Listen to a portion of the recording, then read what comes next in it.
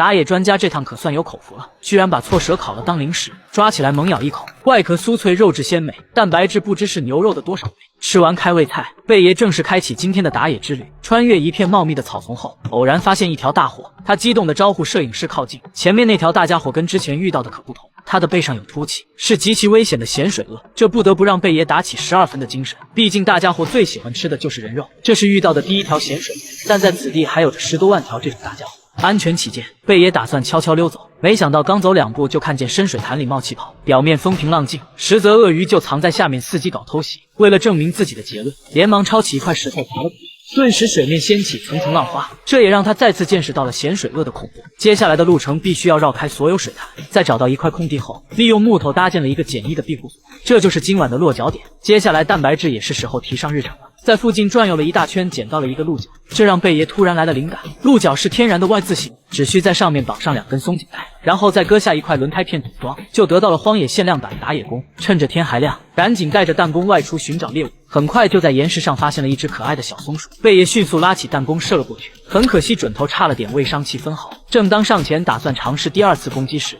摄影师却发现了一个危险的东西，只要再往前多走一步，就会接触到潜伏在石头旁的响尾辣条。吃货被见状连忙面带微笑地冲了过来，捡起地上的石头来了波远程物理攻击。有了辣条，小松鼠早已抛之脑后，立马准备烧烤，在地上挖了2个连通的土坑，这样不仅可以控制火势，还能防止火堆被风吹灭，把收集来的火绒揉碎，利用小刀刮它打火棒升起火堆。为了增加用餐体验，贝爷还特意制作了一个烤盘，接着脱下辣条的大衣盘起来放在火堆上烘烤。可激动的心情很快便被天色平息，头顶的雷雨云迅速聚集而来。如果此时下起暴雨，漏风漏雨的庇护所可抵挡不住，只能祈求老天爷给点面子。结果话音刚落，天空就降下一道闪电，驳回了他的请求。好家伙，这是非得逼着干活呀！贝爷就地取材，把旁边的鼠尾草全部薅光，一点点的塞到屋顶上。眼看暴雨马上来袭，瀑布的装修庇护所赶紧穿上外套躲雨。至于炭烤辣条先暂停，可刚钻进去就后悔了，因为这种天气中锥形的庇护所极度不安全，他只能蹲在空旷的草地上，尽量缩成一团减小目标。足足等了半个小时，这场暴雨才渐渐停息。贝爷抓紧时间品尝烤好的辣条，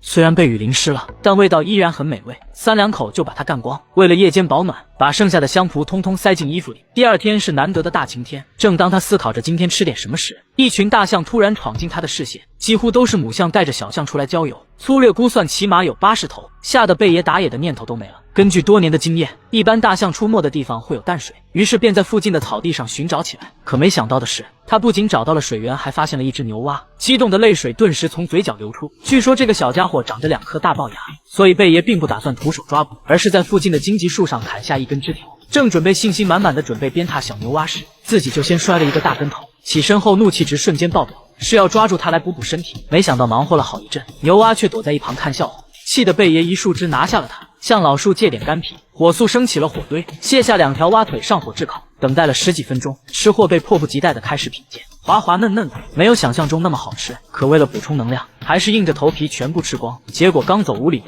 牛蛙就开始报复他了，强忍着肚子的翻江倒海继续赶路。等来到山底时，这才停下来准备煮杯热水缓解一下。木炭能吸收大量的毒素，趁着加热水的期间可以撒些进去，希望这可以有效的吸收胃里的毒素。喝下几大口碳水后，果然缓解了不少。顺着小溪来到了一道瀑布前，贝爷打算从裂缝处慢慢爬上去。换成平时，这肯定是他最拿手的项目，但今天急性腹泻削弱了战斗力，一路强忍着爬到了半山腰。突然体内有股洪荒之力翻涌，迫不得已只好停下来休息一会儿。你还别说，身处高空看着美景，果真别有一番风味。等解决完，再次攀爬的贝爷生龙活虎来到山顶，眼前出现了一个大水池。现在赶路已经不重要了，先跳进池子里好好清洗一下再说。在穿越丛林后，来到了一段河道，这里生活着世界上数量最庞大的河马群，它们的脚印比人的脑袋还要大，在河马的眼中，人类就是小卡拉咪，可以轻松一脚踩爆。贝爷下意识地远离河马泡澡的区域，打算去到旁边搞点午餐。钓鱼工具是现成的，只需掏出半个人字拖充当浮漂，就得到了一个荒野限量版鱼竿。姜太公钓鱼愿者上钩，他打算利用钓鱼的时间去附近观察情况。